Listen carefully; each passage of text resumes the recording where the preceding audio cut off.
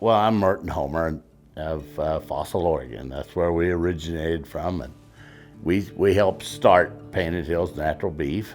I don't know nothing but cattle. I grew up on a cattle ranch. My 5 generations before me did in California, and then I moved because I was starving to death there, so I moved up here. So then this came around, and we started with the beef thing, and we think as much of the beef company as we do the ranching. I mean, we're all in 100%. Yeah, we've come from nowhere. We started at nothing. I'm very proud of it, of course, as you can tell. Pretty good sized company actually for out here at Fossil. It's a big company. We had it in mind when we did this. When we had the ranch, and the ranch wasn't big enough for the boys to come back to, and so maybe by this happening or something, there's a chance that they could work here or work, somewhere on the ranch or whatever. And of course, we've built our ranch a lot bigger. And of course, it's ended up to be perfect because Will runs Painted Hills Natural Beef, which is my oldest boy, and the other one runs a ranch, which is just perfect. It worked out just like planned. I am Will Homer with Painted Hills Natural Beef. I'm the Chief Operating Officer, I guess. And I am a member, owner, and a partner in the company along with my wife, Gabrielle. We were just trying to create something different. And what I've found in research here years later is that beef, I remember as a kid or working on the ranch, cattle getting bigger and bonier and grow faster and all those things that producers do to make the scale go down, so to speak. And so in the 90s, right in there in reading in history, we see that consumer quality went down. So it hurt demand.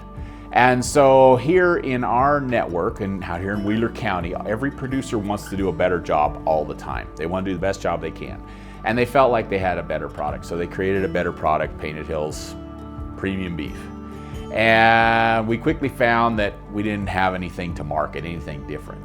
And so it didn't take very long. We took the hormones and the antibiotics out of the feeding practice, the finishing process, slowed it down, made it less efficient, but made it eat better.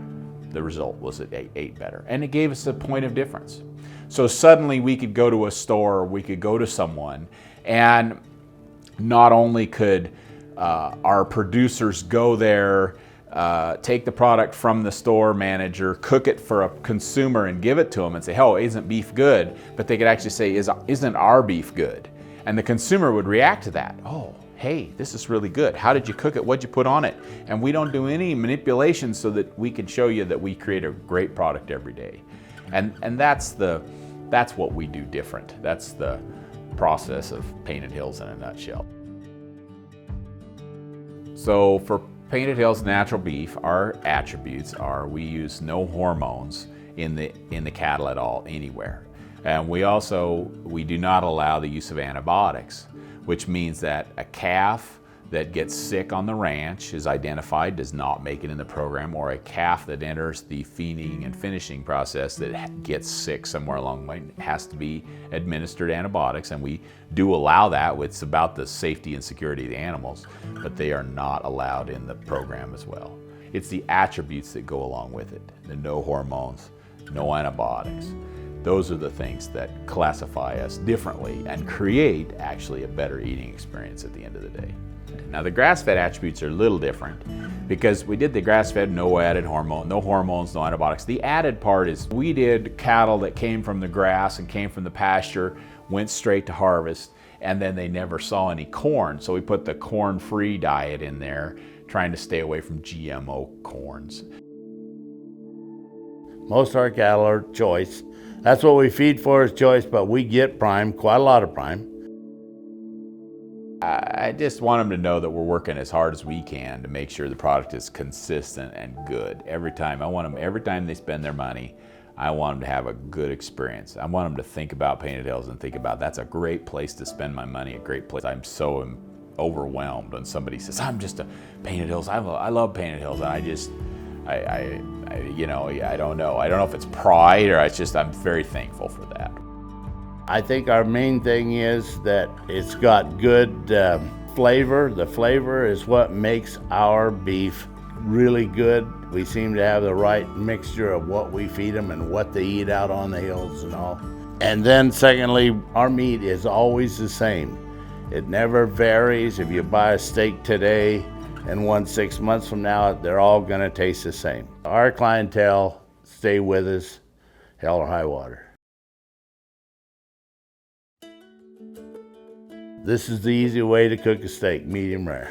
A steak you throw on the grill, doesn't matter how hot it is. Put it on there, it'll come to a shine, just a little shine on it. Turn it over, and half the time it'll have a shine. It'll come back to the steak again. Take it off. It's medium rare. It's perfect. You can't miss. It even works if the steak's frozen.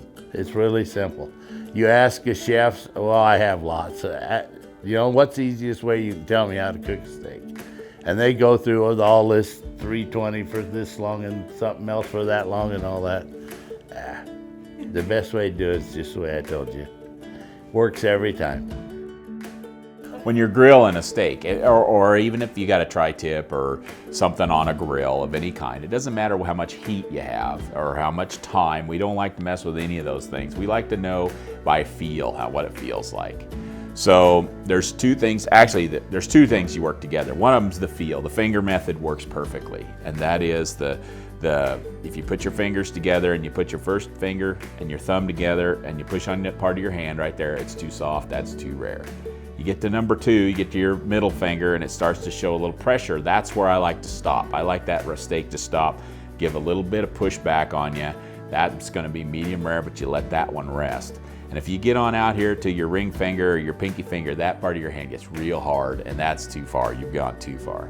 The other key, and I don't know if Dad went through his secret to cooking a steak, and he likes to bring it up, even with a chef, because he tell the chef, says, do you know how to cook a steak? And the chef will sit back and say, of course I do, but then he'll kind of turn around, how do you do it? To cook a steak, it's really all about the water. So it doesn't matter what heat you have, what temperature you have, you're putting it on your grill, and you leave it on there and you let it set, and what you're watching for is when it starts to shine on the top, that means the water's starting to come through. You don't want it to bubble. If it's starting to bubble, the thin parts you see a bubble, turn it over, turn them all over, and you just let them set. Don't touch them, don't mess with them, don't turn them around.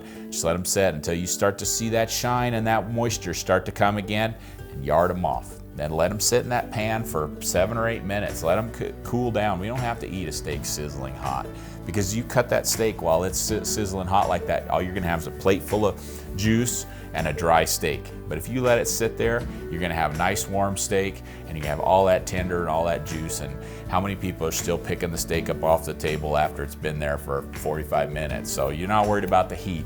We want that moisture in there, nice and juicy.